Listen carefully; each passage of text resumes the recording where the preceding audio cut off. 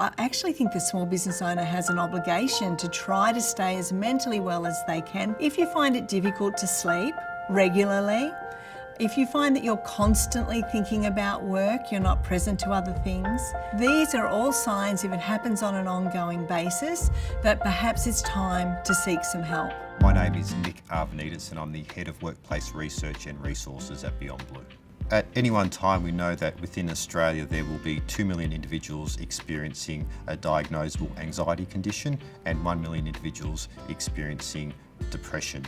And we also know that those mental health conditions are a risk factor for suicide, and tragically we know that every day 8 people die by suicide within Australia and 6 of those people are men. And we know that that impacts on organisations of every size, particularly within smaller businesses where there may only be 10 or 20 staff. Beyond that, we know that many people, although not having a mental health condition, will experience mild mental health problems, which can also impact their productivity and performance.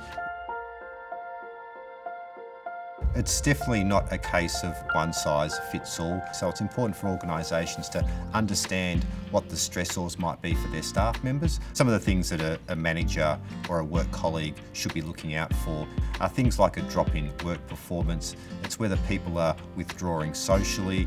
It will be if people seem to be worrying excessively or just not their normal selves. So it's really about spotting changes in behaviour and approaching that person in a private way to offer some kind of support. The very first thing is to make sure that you create a workplace where it's okay to talk about mental health and where mental health is normalised.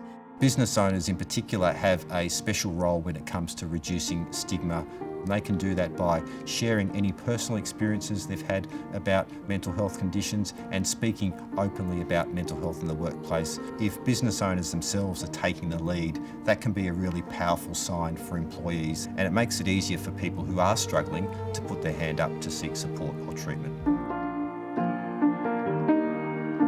When I'm asked by other business owners what are some tips that they should do to look after their own mental health, I guess I have 3 things to offer. And the first thing is to remember that you are not the business. The business will go up and down, but you'll remain a good, authentic person. Don't be afraid to go out and connect with others. I think talking to others is a really therapeutic way of getting through the tough times in business. And finally, know that this is not your experience alone. Many, many other small business owners around you have had or are having the same sort of tough time.